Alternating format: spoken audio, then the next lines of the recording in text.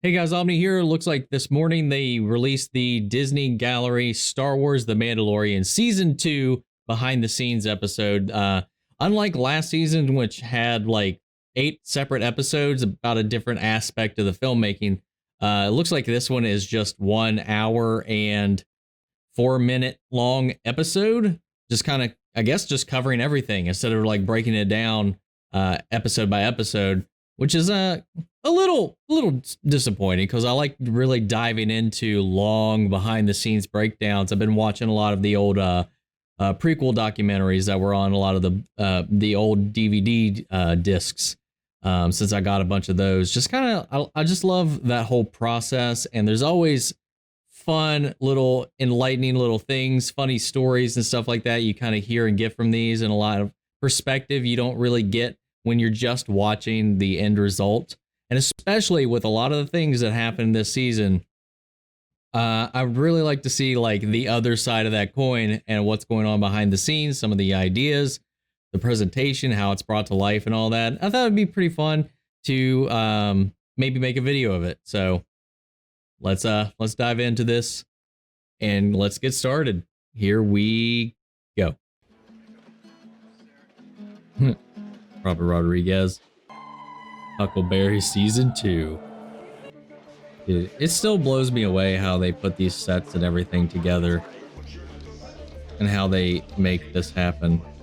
George and Ahsoka.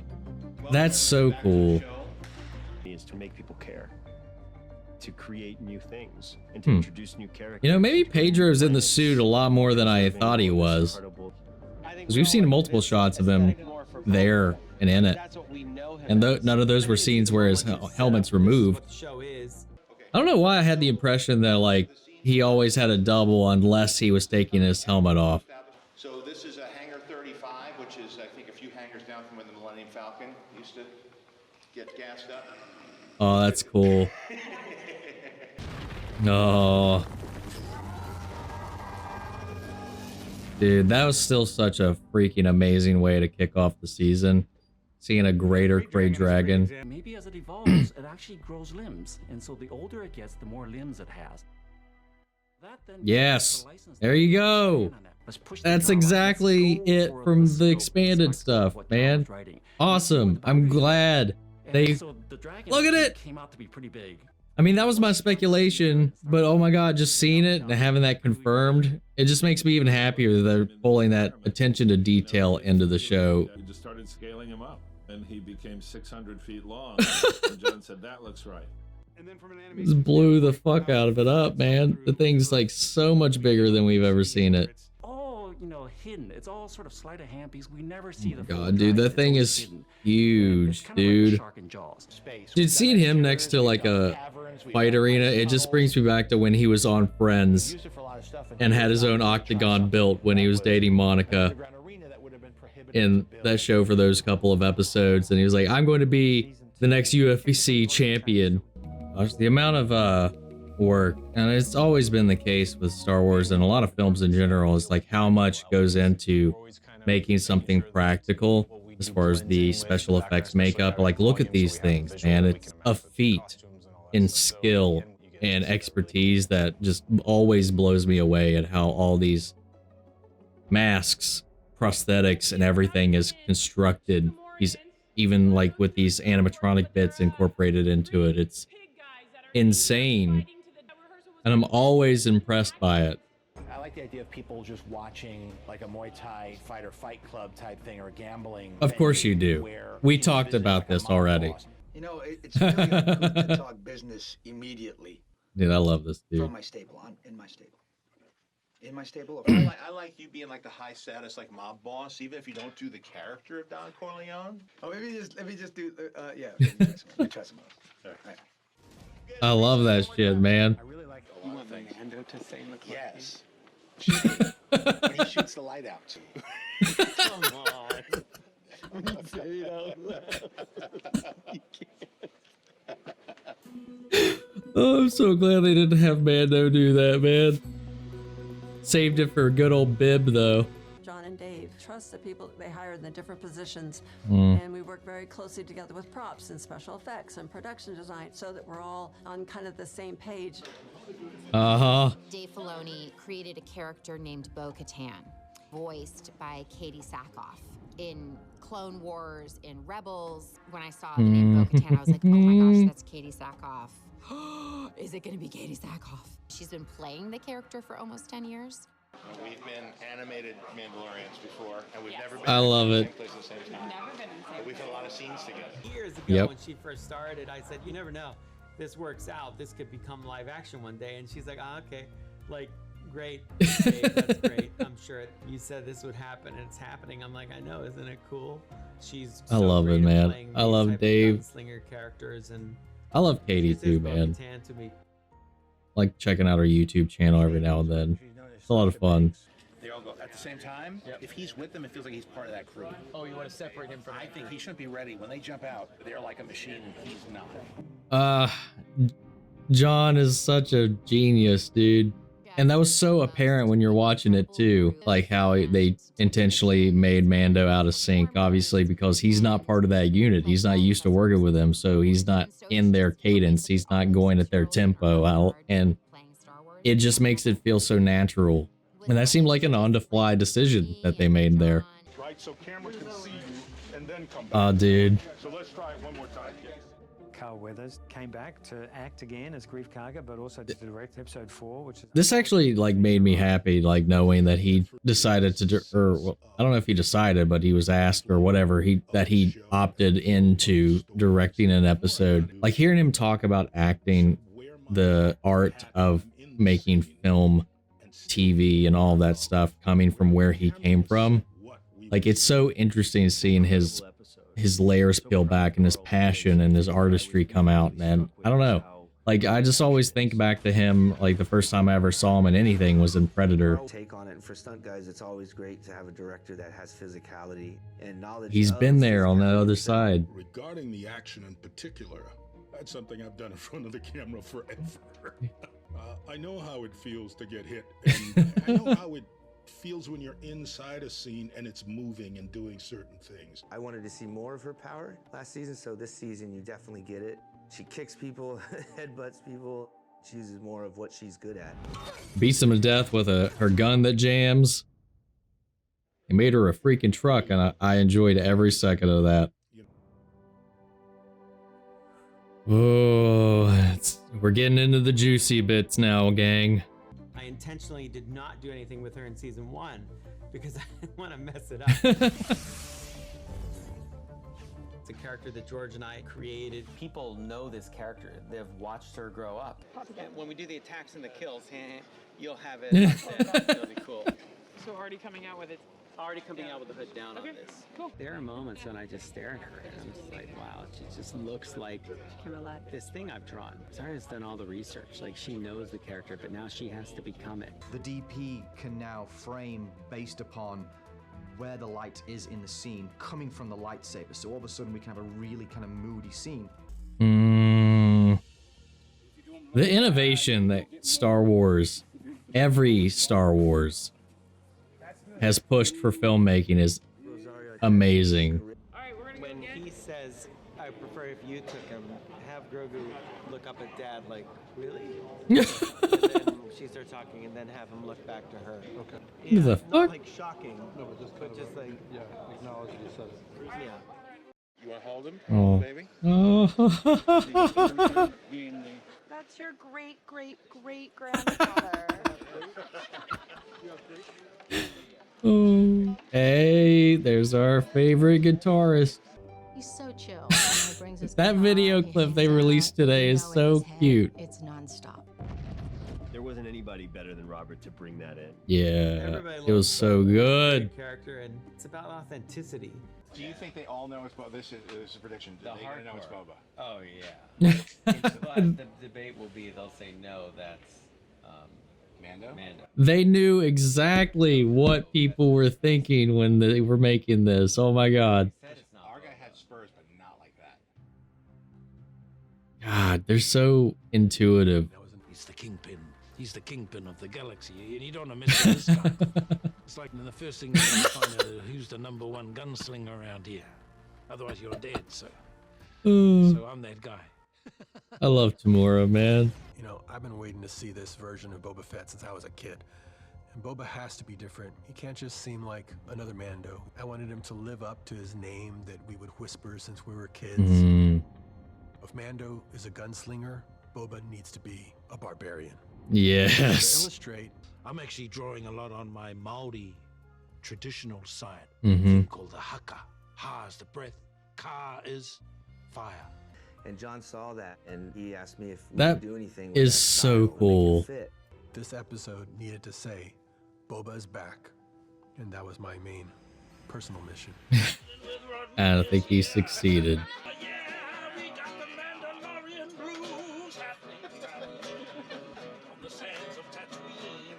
Nobody's ever seen what goes on inside that ship. Spinning's a good trick. The ship. Spinning's a good trick. Rotates when it takes Good. off. It Good starts one. off Good one, flat, and Dave. then it goes God back. damn. So the pilot sits on his back. When it takes off, it rotates. Now he's sitting upright. But down below is the navigation room. That part of the ship stays level. That's so cool. Something that kids back in the day would have played with that ship and wondered what it would be like on the inside when it rotates through. Me too. I always thought that. I had the slave one, and I was like, how does this work? John Knoll used his motion control rig to shoot Gosh, a number he's been of there shots forever, man. for that. John Knoll.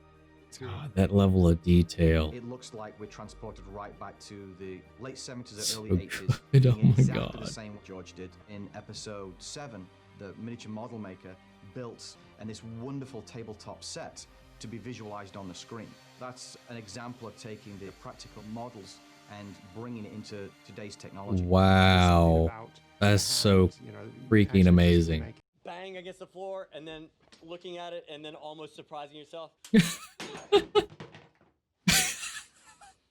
cut it.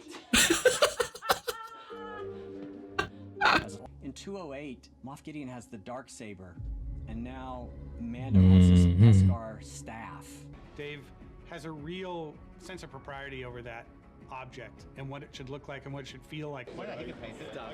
There was a lot of time put into getting the energy effect just right. Moff Gideon is not a master swordsman. He feels more like a bureaucrat, but what he does have is he has the Darksaber, and he also has this rage. And we almost got into trouble by running through too many prop Darksabers. Giancarlo just had this fury as he came in there, and it shows in the finished episode. Giancarlo brings the greatest energy ever, so you know we're literally fighting. He would have us very specifically look at the way that the God. services on Darth I wouldn't even realize that those were practical. You look at the shoulder pads or the helmet. Couldn't modify the proportions too much, and yet we still had to make sure that it looked. Even though that's like physically right there, something about it still looks CGI to me. It's so weird. Another cool thing is this staff. This is something that was not in the films, but actually was.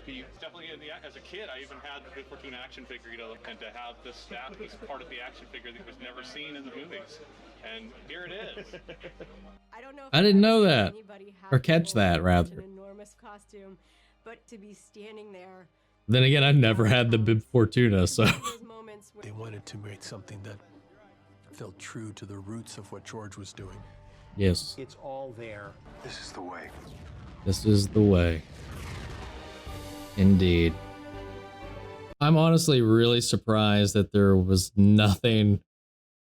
I'm also not surprised at the same time that there wasn't anything regarding like the Luke stuff.